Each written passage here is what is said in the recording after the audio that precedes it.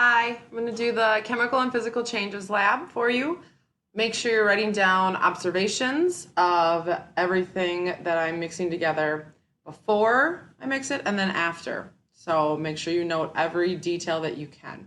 So think of color, anything I tell you about how it feels or smells, or anything else that I might add. All right, so I'll go in order. So the first one is sodium chloride and water. I'm going to add a scoop of sodium chloride to a small beaker.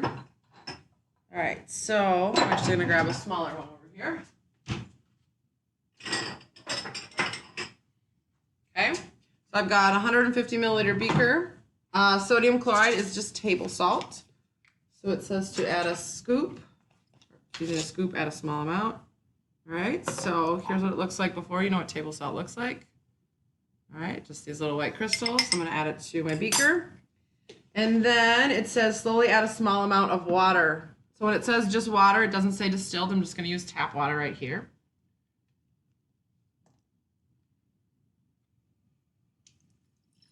There we go. And then it says to swirl until the salt dissolves. So I can just kind of do this. I think you know what's going to happen or what is happening. As the salt dissolves, you can't see it anymore. So there, we don't see any more salt in there. Okay, it's all dissolved. All right, so then it says using an eyedropper, place 2 drops into a test tube. All right, so here's a test tube. Now it says 2 drops, so I'm gonna just use 2 drops. So 1, 2. All right, so there's very little in my test tube. All right, and now it says I'm going to light my Bunsen burner using a test tube holder. I'm going to move it back and forth in the flame, and then I'm going to look at what happens after it heats. So here's my Bunsen burner. All right, to light this, I light the match first, and then I'll turn on the gas.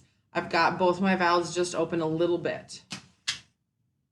So match lit. I turn my gas on over here, and this is a pretty good flame right here. So I'm going to take my test tube holder, it's this one, I'm going to hold the test tube in it like so. I'm going to heat it at an angle, move it around, and the water heats up. As it kind of starts to bubble, I take it out of the heat. We don't want to get too hot too fast.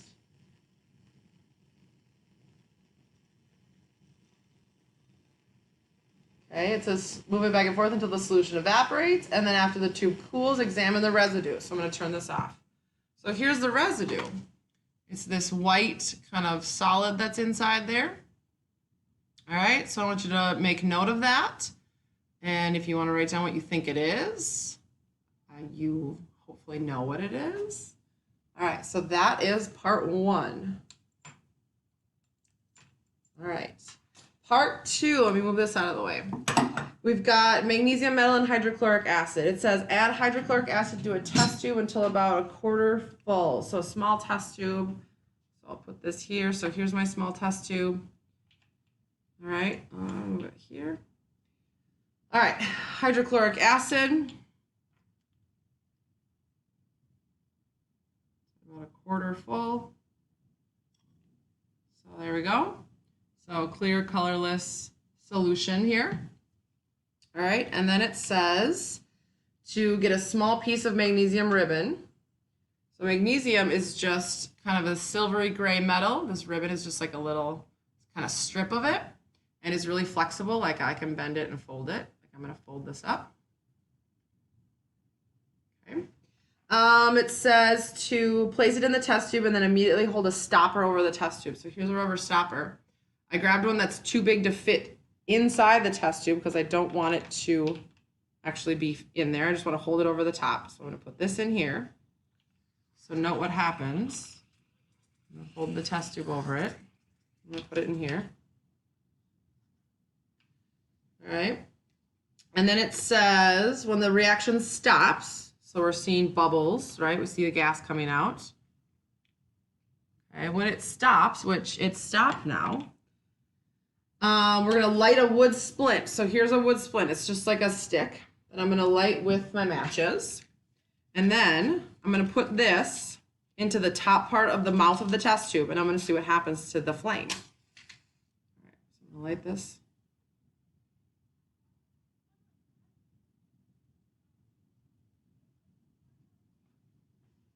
Okay, and I'm going to take this off and immediately put this in the top. All right, watch and listen. All right, hopefully you heard that little kind of pop sound and it immediately went out. That should tell you something. The flame stayed lit here in this room because there's oxygen in the air. Did not stay lit in there. So I want you to think about how that could be a different gas based on what this did. Reacted differently. All right, part 3. Over here.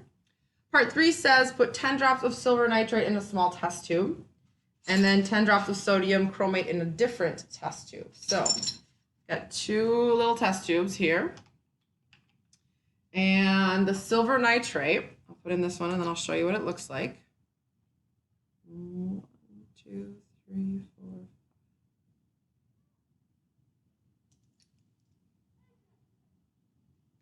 10 drops of silver nitrate looks like this. It's kind of clear, colorless. You can see through it. Nothing real exciting there. So I'd make note of that. That was the silver nitrate. Here's the sodium chromate. This one is yellow.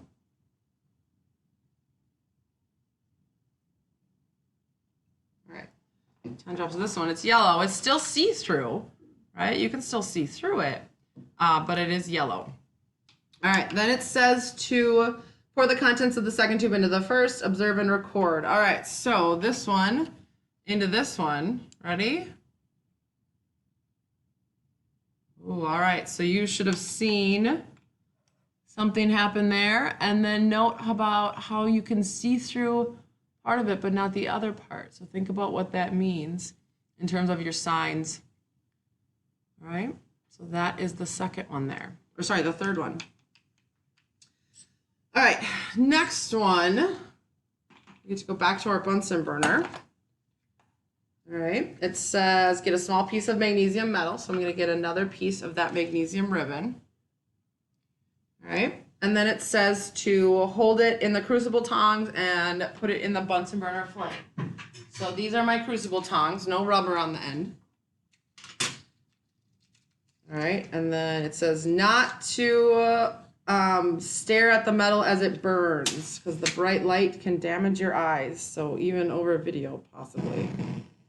Okay. All right, so I need to put this in the hottest part of the flame where it will not ignite. Like this wouldn't light with a match. It's not hot enough.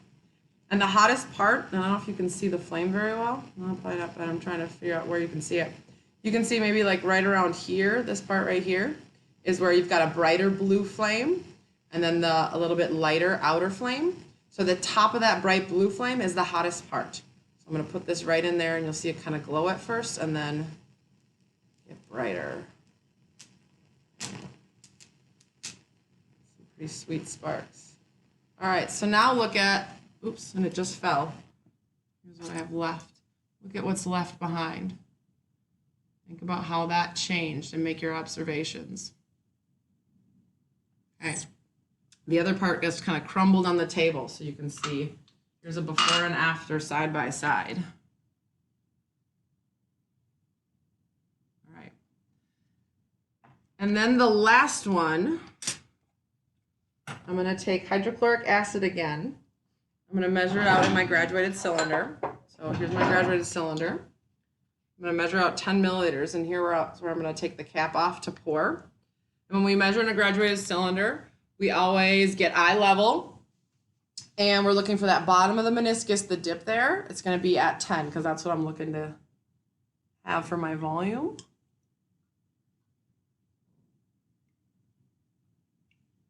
There we go. Okay. So it says to put in a beaker about 3 grams of sodium bicarbonate. So sodium bicarbonate is also known as baking soda. So you probably have this at home. You don't have hydrochloric acid at home, but you do have vinegar, which will do a very similar reaction. So if you want to see it or do it yourself, you're good. All right, I'm just going to add this. So you know what, I think you know what baking soda looks like, but here it is. Put it in my beaker. All right, and then it says to carefully add the HCl, the hydrochloric acid, to the beaker. After the reaction begins, place a burning splint in the upper portion of the beaker. So I'm going to light this so I'm ready to go, and then I'm going to dump and put it in the top. So remember, just like before, this will stay lit in the room here where there's oxygen.